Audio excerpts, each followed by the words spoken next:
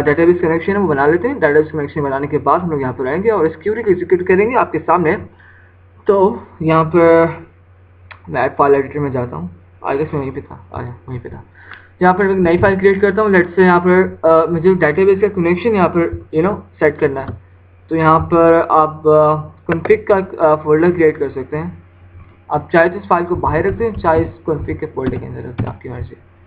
इस कॉन्फ़िग के अंदर मैं एक फाइल बनाऊंगा connect.php या connection.php, जो भी आप रखना चाहें। इस फाइल को ओपन कर लेते हैं। यहाँ पर मैं PHP के टैग्स के अंदर लिखूंगा अपने जो डेटाबेस के जो सर्वर जो हमने बनाया है डेटाबेस, उसकी जितनी भी कॉन्फ़िगरेशन है वो सारी कॉन्फ़िगरेशन आएगी हमारी इस फाइल के अंदर। कॉन्फ़िगरेशन में हमारे पास जो सबसे पहले आता है वो आता है हमारे पास सर्वर। तो यहाँ पर लिखूँ सर्वर।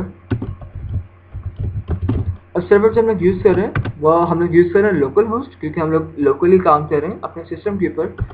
तो वो है हमारा लोकल होस्ट। और हमारे पास आता है उसका यूज़र नेम। यूज़र नेम हमारा जो PHP में एडमिन का जो डिफ़ॉल्ट यूज़र नेम है वो होता है रूट।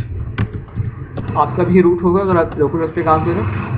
और पासवर्ड डिफ़ॉल्ट एम्प्टी होता है, तो एम्प्टी रहने दूंगा। और डेटाबेस नेम जो हमने डेटाबेस जो क्रिएट किया था उसका नाम आता है, हमने जो डेटाबेस क्रिएट किया था उसका नाम था, I guess, let me confirm, UL admin sys, या UL admin sys फाइल। और तो अब यहाँ पर इससे कनेक्ट नहीं किया अभी अब तक हमने जस्ट कॉन्फ़िगरेशन डिटेल्स लिख लें, लेकिन कनेक्ट नहीं किया। कनेक्ट करने के लिए मैं एक ऑब्जेक्ट क्रिएट करूँगा, ये कीवर्ड्स है रैंडम मास्कल आई। उसके अंदर मैं सारी इंफॉर्मेशन अपनी लाइन से लिख दूँगा, सर्वर,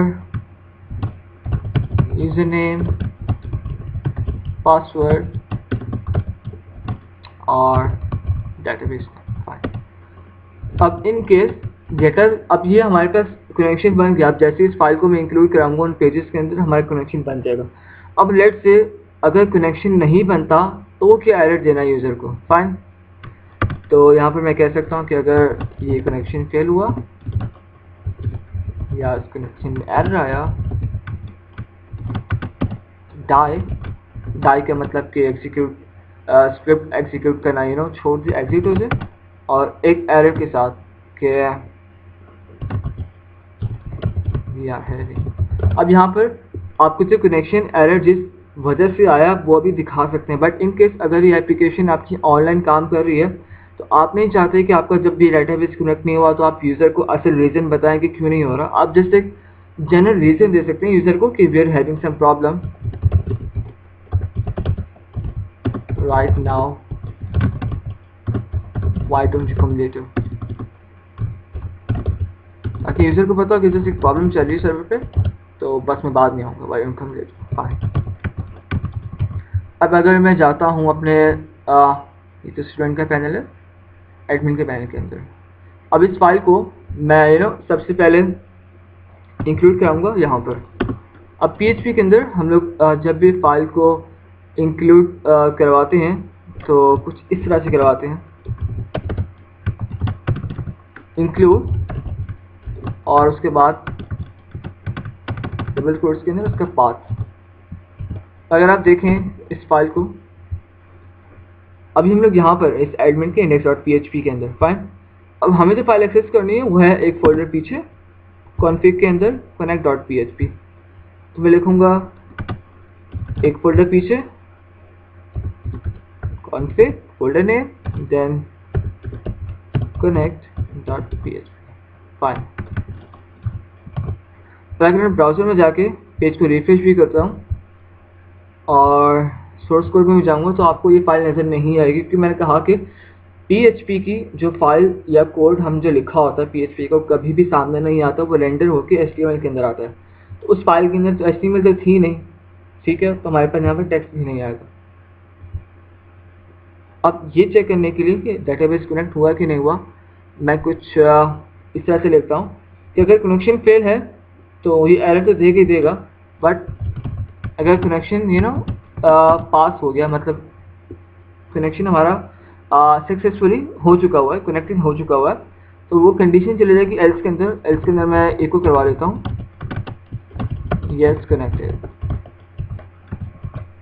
अब अगर मैं इसी पेज के ऊपर जाऊँगा तो आप देख सकते हैं हमारे पास यस कनेक्टेड यहाँ पर आया है, और ये यस कनेक्टेड यही डिनोट कर रहा है कि हमारी जो डेटाबेस कॉन्फ़िगरेशन है वो बिल्कुल हमने ठीक तरह से लिखी है और कनेक्ट हो चुका है हमारा डेटाबेस हमारी एप्लीकेशन के साथ।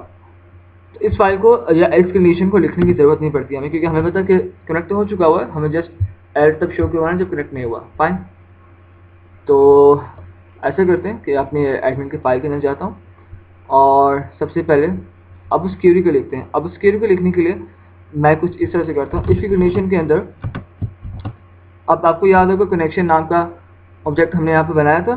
फाइन, वही कनेक्शन फाइल हमने यहाँ पे इंक्लूड की, तो वही कनेक्शन ऑब्जेक्ट हम लोग यहाँ पर यूज़ कर सकते हैं। अब मैं लिखूँगा कनेक्शन, अब मुझे एक्सेस किससे करना है, एक्सेस करना है इस क्वेरी को। पर कुछ चेंजेस पहले थोड़ी सी कर लेता हूँ। यहाँ पर इस इक्वल टू ट्रू को मैं रिमूव करता हूँ, क्योंकि इफ की कंडीशन के अंदर अगर हम लोग यहाँ पर कुछ भी नहीं लिखते तो कंडीशन ट्रू ही यहाँ पर समझ जाती है। और उसके बाद मैं क्वेरी के अंदर एंड थोड़ा सा ये लिखता हूँ, और यहाँ पर जो मैंने वेरिएबल्स लिखे हैं इन वेरिएबल्स के अंदर इसमें वैल्यूज आनी है। और वैल्यूज आपको पता है क्वेरीज के अंदर जब भी वैल्यूज हम लिखते हैं कैरेक्टर्स हम लोग लिखते हैं, क्योंकि इन वेरिएबल्स की जगह असल में कैरेक्टर्स आने हैं ना।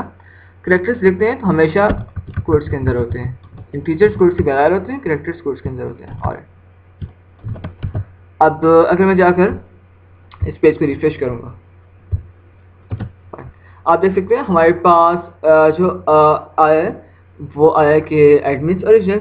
अब लेट्स से अगर मैं फेक एडमिन भी लॉगिन किया फिर भी आएगा एडमिन्स ओरिजिनल।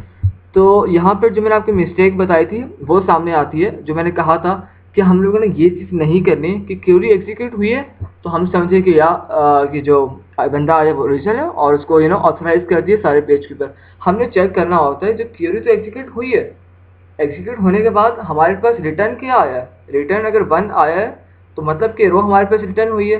रो रिटर्न हुई है इसका क्या मतलब था, यूज़र ओरिजिनल था। यूज़र ओरिजिनल था तो ही हमारे पास सिलेक्ट ईमेल पासवर्ड की रो रिटर्न हुई है ना।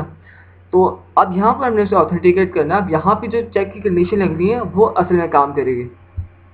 जो मैंने बताया क्वेरी एग्जीक्यूट करने का, वो असल में it's not a real authentication, क्योंकि यहाँ पर क्वेरी तो एग्जीक्यूट होगी दोनों कंडीशन में, भले वो मैच हो या ना हो। तो यहाँ पर हमें जो असल काम करना है थोड़ा सा कुछ इस तरह से है।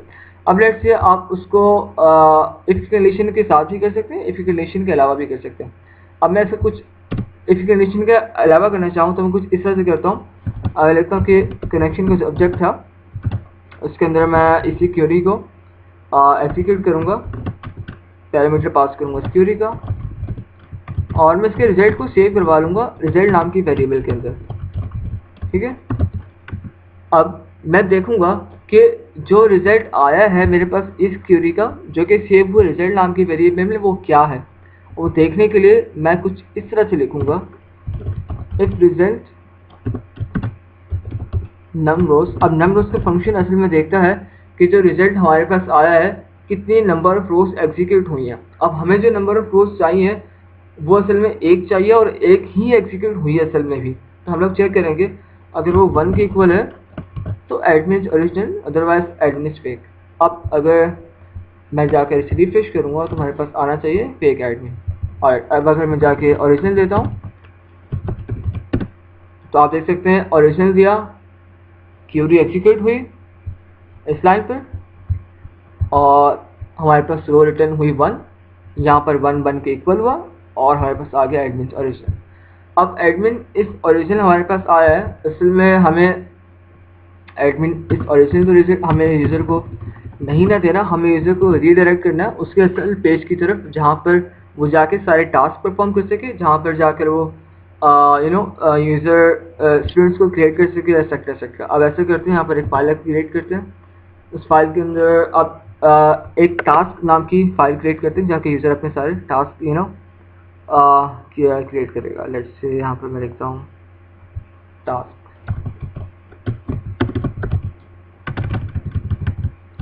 .php,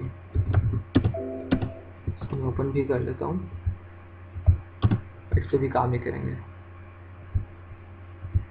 अगर मैं वापस यहाँ पर आता हूँ और यहाँ पर मुझे यूज़र को रीडायरेक्ट करवाना है, बट उसको रीडायरेक्ट करवाने से पहले मुझे सेशन के अंदर उसका ईमेल आईडी चाहिए। फाइन, ईमेल आईडी क्यों होता है, मैंने आपको बताया था कि ईमेल आईडी हमारे पास यूनिक होता है हर यूज़र का, इसलिए यूनिक चीज़ हम लोग सेशन में रखवाते हैं। तो सेशन में रखवाने से पहले मुझे सेशन को स्टार्ट भी करना पड़ेगा। तो सेशन को हमें जब भी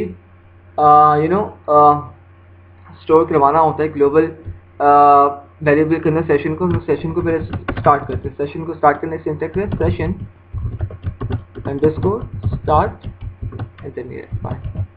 अब ये सेशन स्टार्ट हुआ हमारे पास और सेशन के अंदर हम लोग यूज़र का